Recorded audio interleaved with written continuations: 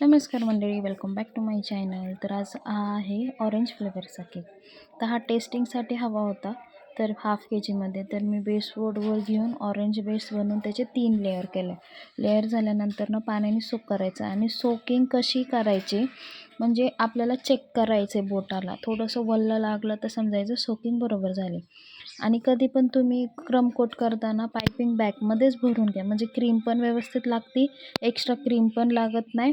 आणि जेवढी कस्टमरला हवी आहे, म्हणजे तुम्ही घेताना आधी विचारायचं कस्टमरला, तुम्हाला कसा केक हवा आहे, क्रीम जास्त हवी आहे का बेस जास्त हवा आहे. कारण की काय काय कस्टमरला नुसतं स्पॉन्ज खायला पण खूप आवडतो. ते झाल्यानंतर क्रश ठेवून क्रश फिल करायचं आहे. क्रश फिलिंग झाल्यानंतर आपल्याला सेकंड लेअर ठेवायची. सेकंड लेअर पण सोकिंग करून घ्यायची. सोकिंग झाल्यानंतर अशी पायपिंग बॅगमध्ये क्रीम फिल करून सगळीकडे स्प्रेड करून घ्यायची. स्प्रेड झाल्यानंतर स्पॅच्युलाने ती क्लीन करून घ्यायची. क्लीन झाल्यानंतर त्याच्यामध्ये फिलिंग टाकायची. फिलिंगमध्ये पण 2 प्रकार येतात.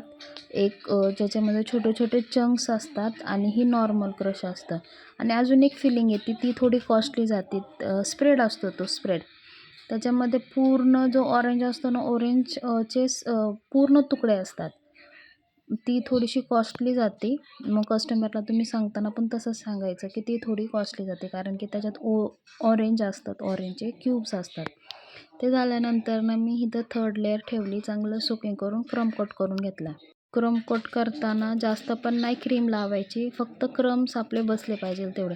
क्रम कोट झाल्यानंतर आपल्याला अर्धा 1 तास तरी फ्रीजमध्ये सेट व्हायला ठेवून द्यायचं. सेट झाल्यानंतर तुम्हाला जसा हवा आहे, म्हणजे क्रीम डिझाईनमध्ये नाहीतर आपली प्लेन व्हाईट.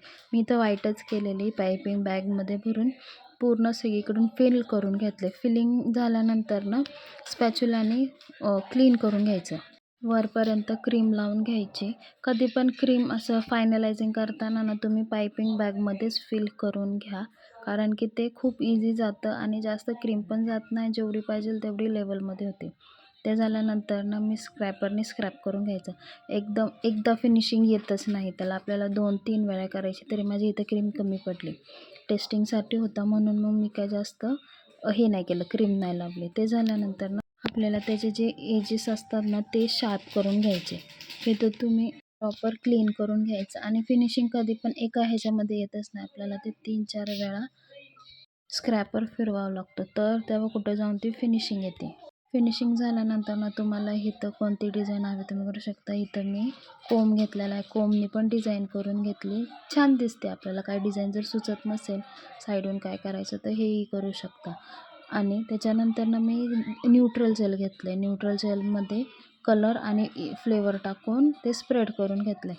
स्प्रेड करायचं. ड्रिपिंग करायची असेल तर ड्रिपिंग करू शकता, स्प्रेड करायचं तर स्प्रेड करू शकता. इथं मी स्प्रेड करून घेतलं आहे. जी डिझाईन हवी आहे ती डिझाईन तुम्ही काढू शकता. खाली मी सेम नोझलनेच बॉर्डर केलेली आहे. तुम्हाला जी डिझाईन काढायची ती तुम्ही काढू शकता. आणि मी केक्सचे ऑर्डर्स पण घेते. तर कुणाला केक हवा असेल तर होम डिलिव्हरी पण अवेलेबल आहे. मला नक्कीच कॉन्टॅक्ट करा. मी कॉन्टॅक्ट नंबर देते. इथं सिल्वर कलरचा स्प्रे मारून घेतला आहे. हा व्हिडिओ आवडला असेल तर लाईक, कमेंट, शेअर, सबस्क्राईब करायला अजिबात विसरू नका.